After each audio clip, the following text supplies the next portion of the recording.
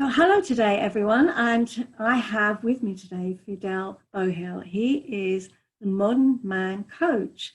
So I'm going to pass over to Fidel he can introduce himself to you all.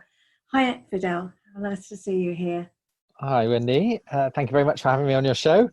Um, yeah, my name's Fidel Beauhill, the Modern Man Coach. I'm a master NLP coach and a master hypnotherapist, timeline practitioner, personal trainer, and mainly I work with men who have been through divorces, breakups, or some sort of midlife crisis.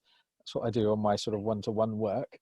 On a bigger level as a speaker, my main topics are talking about sort of masculine, feminine energy and how men and women communicate in relationships in the dating Miscommunicate. sphere, or miscommunicate, yeah, or don't communicate, or fail totally, which seems to be happening a lot these days. I think just at the moment we're just in a very strange time where we haven't quite figured out a way of men and women being different and appreciative of those differences, and working with those together. I mean, we can't go backwards back to the 50s where those clear roles and everything was very easily defined.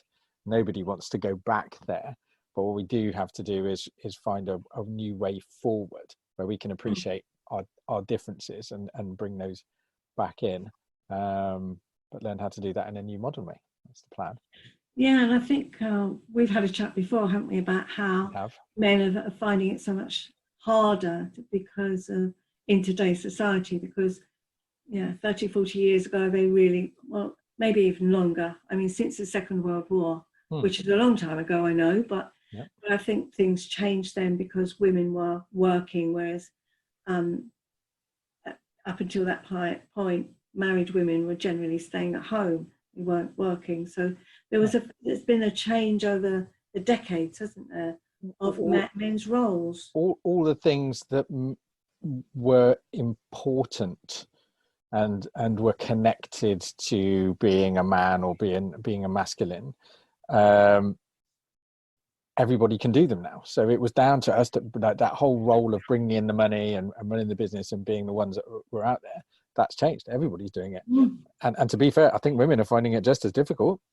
Certainly our generation of women, the ones I'm speaking to now, have hit their late 30s, 40s, who are like really finding that balance of where feeling like they've lost connection with their femininity, don't think that it's a positive word or feeling at all, but they know that they're missing something. What is it, being a mother, that caring, nurturing role, whilst also being out and working and earning money, and it's like it doesn't seem to be working for anybody. And like I said, we don't need to go backwards into those traditional roles. That's not the answer, and that's not what I'm saying. But we do need to find a new way forward, for sure. Oh, definitely. And I would agree. I actually hear women saying, well, what do I need a man for? I can manage on my own. Yeah. I think that's all very well, but I understand that side of it. Yes, we can do it all on our own, but if you're in a relationship, that really kind of demasculates the partner, the man. I mean, what place does he have? So how can he feel that he plays a part? And in fact, if the woman's feeling like that, then she's not honouring her partner either. She's missing a lot. The "we don't need no man" chant, I think, is that encapsulates everything at the moment. And there's a big discussion. It's a conversation I have a lot with women who are like, well, we don't need a man. And what I've found is actually there's a growing group of women who have worked on themselves and have come out the other end of that and are like, actually, there's nothing wrong with needing a man in my life. And actually, it's quite empowering to admit that. And they're the start of what I'm talking about. They're the beginning of this new approach, really, where understanding that the power in femininity is about receiving and that being okay, and that's really actually where the power to all of this lies. I mean, I talk about the tango dance, where you've got really that clear balance of masculine and feminine. And when you watch two dancers doing it, it's a beautiful thing to behold. Yeah. The masculine clearly leads that dance, but he can only do so if the feminine allows it to happen. So that's where the power actually is. And the feminine can easily mess that dance up and be sort of tight and resistant, and fight for dominance and stuff. The role that the masculine has to play, though, is to be trustworthy and to be skillful and to be caring and considerate, because the feminine is never going to actually trust you to lead her if she thinks you're going to tread on her toes or drop her. Okay, so we all have a part to play. It's a bit of a chicken and egg situation. Who goes first? We can only really be responsible for ourselves, though, can't we? Yes, and I think that's the other thing I hear if I'm working with couples, that it's almost a case of, well, I'm waiting. Well, he should go first. You do it. You're not playing your part, so I'm not playing my part. And it is that resistance of, well, I'm not going to do it if you're not going to do it, and that comes into another battle, which is crazy. Well, yeah, one of the misconceptions, I think, is I talk about the masculine sort of in a leadership role, and one of the things we have confused, and I totally understand why, is that leadership is about power and dominance. Okay, and that's kind of, I understand that we live in a kind of patriarchal society. We do, and there's a reason for that. It's coming from the Industrial Revolution, where it was all about men building businesses, and it was about inheritance and making sure that money was passed down to a man's family. But actually, true leadership is about consideration, and it's about service. Okay, which is what masculine really is about. The reason why we feel driven to be protective, the reason why we want to pull out the chair for you and open the door for you, that's service. It's not about power and dominance. That's about service, and that's about laying ourselves out and being out front and taking the risk and protection. That's what real leadership is about. If you look at a leader in a business or any kind of organization or a country, what's a good leader is somebody that's doing it from a selfless perspective. They're not interested in the money. They're not interested in the power. They're doing it because it's something that they believe in, and they're prepared to sacrifice themselves for the great good. And that's what leadership is, and that's what true positive masculinity is. When we start to understand that, then we stop fearing it. Then we stop worrying about it, and the feminine will stop fighting it, because there's a reason for fighting it: fear of being dominated and overpowered, and all of those sort of negative connotations. And that's not what it should be about. Yeah, and I think both genders have had actually led us to this situation. We can't. Yes, we had a very, very patriarchal society, and some countries still do. Yeah. And okay, I suppose it is, how do we move forward? Because at the moment, we have women who are fighting against the men instead of trying to work with them. But I think there is that whole thing about, we've had those leaders in business or in countries where they have been just about power. So that's led us to feel in a very vulnerable place, all of us, I think. And then, all of us, Yeah. And so when you think about leadership, I agree, leading from the front, leading by example. But we don't see enough of that. No, that's where it falls down, doesn't it? Because then we feel, well, you can't trust a leader. A leader is often a man. And then we get a woman who is a leader. For example, the Prime Minister of New Zealand. She has got that very nurturing side to her. I don't think you've ever. Yeah, she's amazing. I think she's amazing. She's amazing, but she's got the nurturing side, which, and I think people are drawn to that because we're seeing the masculine side of the power, where it is power rather than leadership. And in some ways, what's going on in the world currently, and obviously we're talking about this from a very strange period in global history, where we're all sort of shut in our houses, and I think part of the problem is capitalism, you know, when everything is about money and it's about production and producing stuff. We're seeing the damage that this is doing to our planet, that it's doing to us as human beings, as sentient beings. Look at me getting all spiritual. But we're losing a lot of connection, and we're actually losing touch with the feminine. And in a way, we need to bring that back. And we all need to start considering that a bit more. Whilst everything is just all about money, that just feeds directly into that negative masculinity, that the bullying, the domineering, the winning at all costs, that competitive element and stuff like that. And that all of that stuff gets rewarded. It gets rewarded with money, and that is what's seen as where the value is these days. But I think we're slowly moving away from that, and we're all starting to realize that actually there's more to us than that, and other things are actually more important nowadays. Yeah. Now I know you run the Modern Man's Club, and I'm just because one of the things it's getting better now, but one of the things I find is that men feel very shamed about asking for help. Yes.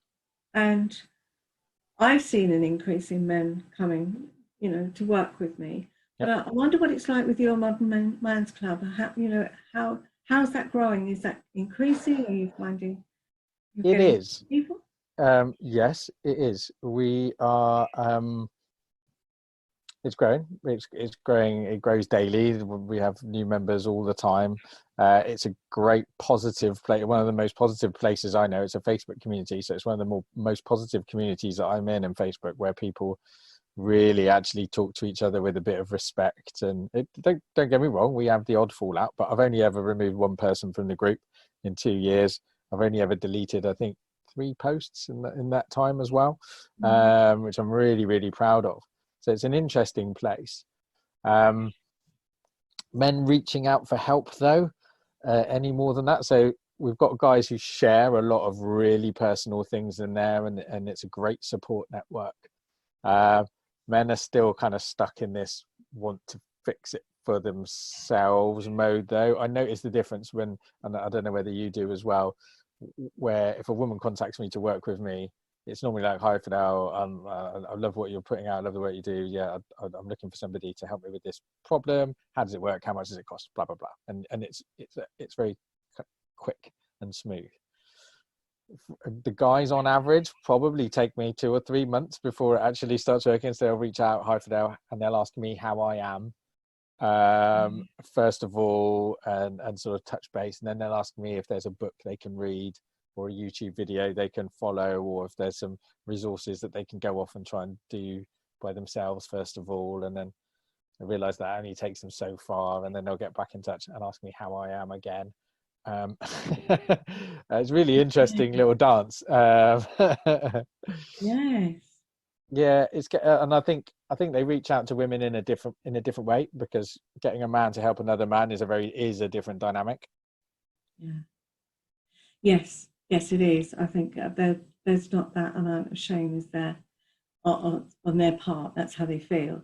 And it's a competitive thing, isn't it? It's like, does this mean you're better than me, or whatever? And are we gonna have this relationship of dominant and sub between us, which is almost what it feels like. And it's not like that between a man and a woman. They feel less like that.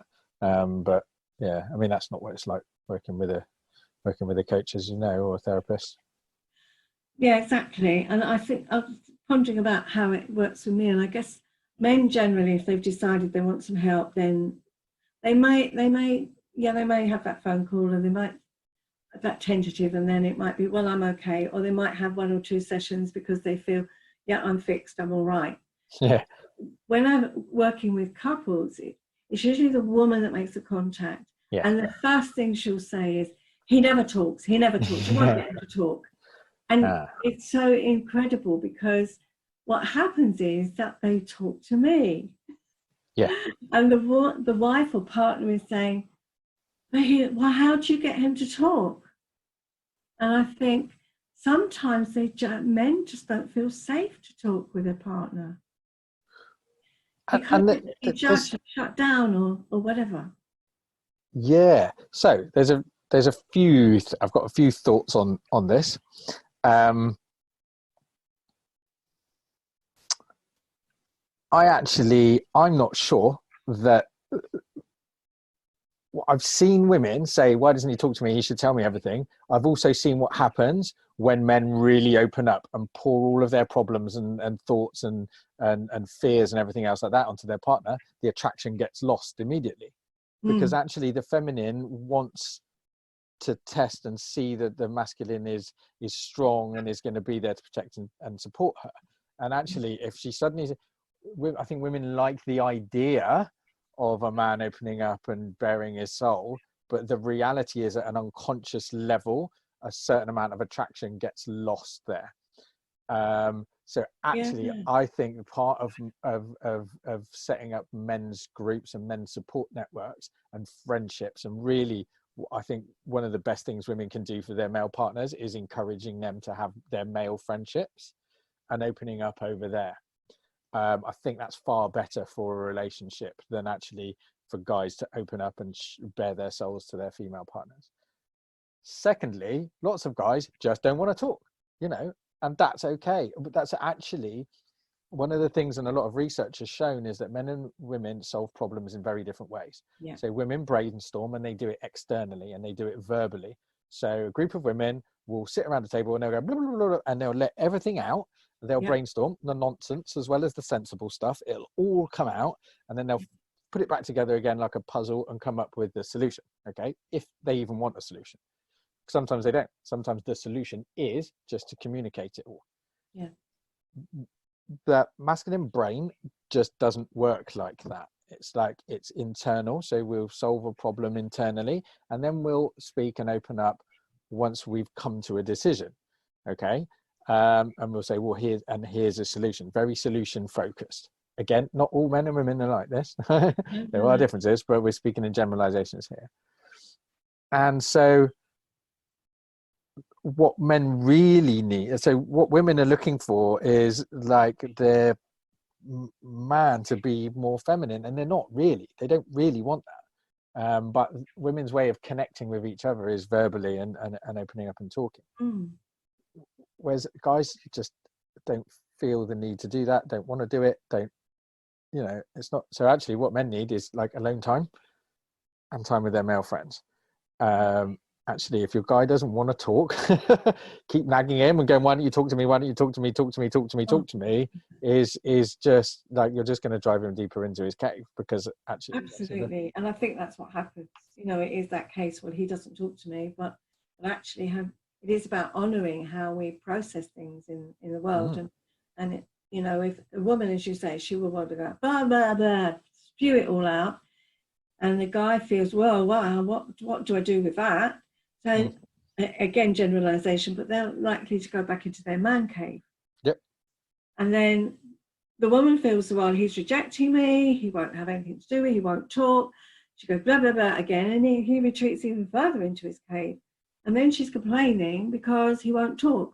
So it is that understanding of how each person processes things and respecting that. Yeah, absolutely. And respecting that. And that's the thing. That's where we've got it wrong with our generation. We're looking too much for men and women to be the same. And because we've got this link between equality and similarity. And that's not true. We can be equals, but we also need to bring back that appreciation and understanding of our differences, and allowing it and supporting it and beholding it. I mean, part of my journey has been stepping way more into my masculine on a conscious level. And I was divorced a couple of years ago, and so I went out dating and stuff like that again, and I'm just noticing how, when I'm in my real powerful, conscious, masculine energy, how women can't help but step into their femininity when they're in the presence of that. And you watch them open up and become this beautiful, feminine kind of being that they've never been before, and that they've never had the opportunity before. They never felt safe enough to do before. And it's beautiful to watch. And and likewise, then that feeds my masculine energy and makes me step forward. It makes me puff out my chest, makes my shoulders go back, and the whole thing it's just such a natural, wonderful thing to be a part of, and to see. And I'm in a new relationship now, and we've definitely got that, and we've got that on a conscious and unconscious level, and it's exciting, and it's it's really cool. And that's what I want to bring to the world a little bit more, I think. I think this is it. It is that understanding and the respect, rather than forcing somebody to do, well, this is how you should be, this is how I want you, this is what, because that isn't why we got together with somebody in the first place. And especially trying to make someone the same as us, because that's not where attraction is it? Attraction is in polarity, and that difference is, and actually that's how we work as a team. Two different people who do things differently is a much better team than two people who do stuff in exactly the same way. As long as the goals and the end point are the same, actually teamwork is about having, you need a striker and a goalkeeper, don't you? He said in his masculine, talking with his football metaphors. Exactly. But I think that's really interesting. We've had some really we've covered some interesting subjects, I think, here. We did. We went deep. We did, and I hope that it's useful, that the listeners find this useful and it's thought-provoking, because I think that's what it's about, isn't it? Making people stop and think, and getting them to really consider where they're at and what it's about. Because I think it is so many disputes and arguments come about simply because people are, men and women women, I can speak from a woman's point of view, this is what I want and this is how you should be, instead of, well, how can we work in synergy? I think there's a lot of that. So and men at the moment, I just don't want to engage, because we don't have the answer to it. And if really a lot of men's drivers is just to make a woman happy, when we realize we've got a lot of realization that, hey, that's not really our job and we can't actually do it. That's up to them. But and as soon as we think we can't do that, we just withdraw and shut down. And actually we're just like, forget you guys, we don't want to engage anymore. And that's happening on a bigger and bigger scale, which is also worrying. It is, isn't it? And I think that there was something about, well, you don't, I remember my mum saying, but you never say anything. When I talk, you don't say anything. And he said, well, I don't have an answer. And I said, well, it's okay to say, I don't know. And it's okay for you as his wife to accept that, but that sometimes is enough, isn't it? I don't know the answer. We don't have to know all the answers. And sometimes women don't want an answer. They just want to be listened to. They just want to be heard. And I think there's nothing worse. I get it from women as well. Oh, well, this is a solution. This is a solution. I wasn't looking for a solution, actually. I don't say it, but they want to fix me as well. I don't want to be fixed. I'm all right. I'll ask for help if I need it. But I mean, that's the bit. I'll ask for help if I need it. So one of the stuff when I work with my guys, it's about, when she says that she wants to talk or she starts speaking, you ask. The question is, do you want me to? Are you looking for me to give you an answer? Do you want me to get my toolkit out, or are you just looking for somebody to listen to you? What do you want out of this conversation? And women need to go, well, actually, this is something I want an answer to, please. Like I'm coming to you for help. Or actually, I just want to let off some steam and kind of thing. And then we know what to do. If we start those conversations with that and with an understanding about where we're going, people would be a lot happier, wouldn't they? Wouldn't they just? Yes, I think it is. What do you need right now? What is it you need right now? Because the classic, and I did it myself when I was younger. You're having an argument. My partner would come across to me, he'd go and put his arm around me, give me a hug, and I shrug him off, get off. So what does he do? The next time there's an argument, he doesn't give me a hug. And I said, that's it, you just don't care. So the poor guy is absolutely, what the hell do you do? Yeah. You want to hug, and I think it is giving us what we need and asking for what we need. I think, from a woman's point of view, I need to say, this is what I need right now. I want to be able to talk. I don't need you to solve it. I need a hug right now, because nobody can read our minds, and that's the problem. He should know. Well, I'm sorry, Well, I don't want someone to read my mind anyway. and one of the other big differences, I mean, and I've been through this like last week. So with my partner again, I've watched her. What we went through last week and the beginning of this week with this with the virus and the shutting down, and we're both self-employed, fear of with what's going on with work, and speaking opportunities all just disappearing, and gatherings and all our workshops having to be cancelled and stuff. She's got 2 small children, so like one of the main differences between the masculine and feminine again is that the feminine is kind of up and down. It's flow, it's movement, it's change, it's different.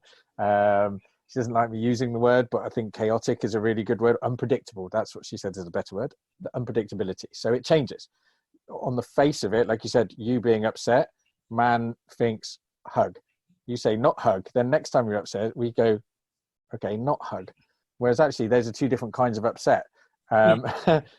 Whereas the masculine is a lot more is about consistency, right? It's about solidity, it's about consistency, it's about grounded.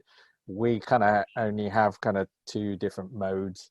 You know, we've got calm, chilled, upset, or angry, like, you know, or upset. So we've got, and generally whenever we're in one of those modes, the same thing will help us. So if I'm upset, just give me a hug. I'm either a hugger when I'm upset, or I'm a leave me alone. But every time I'm upset, I'll pretty much want the same thing. And so again, what I teach my guys is all we've got to do is be consistent through that unpredictability. I mean, I watched her go in a day through about 6 or 7 different emotions, and some of that was actually taken out on me. And so rather than me real understanding, not to take it personally, it's just something she's going through and processing. I've just got to be there, be consistent, and keep checking in as to how I can help and what she wants. But mainly just not to step into those moods. I think a lot of guys, what they try and do is match women, and women go, why aren't you taking this so seriously? You should be taking it seriously. Why aren't you upset? And a lot of guys will apologize then and go, yeah, it is serious. I want to be upset. Yes, it is stressful. And then they'll try and match. And actually, that's not what's required. What we're required to do then is be consistent and go, look, that's how you're dealing with this. I totally understand that. I'm here for you, but I don't feel the same way. And just be honest about it, you know? Yeah. Stand strong in your masculine. Not stepping into someone else's drama. Sure. Or just not stepping into that energy. It's because, again, we process this stuff differently. Exactly. Oh, so yeah, really enjoyed talking to you today. It's been some really interesting conversations that come up, and I hope the listeners have enjoyed it.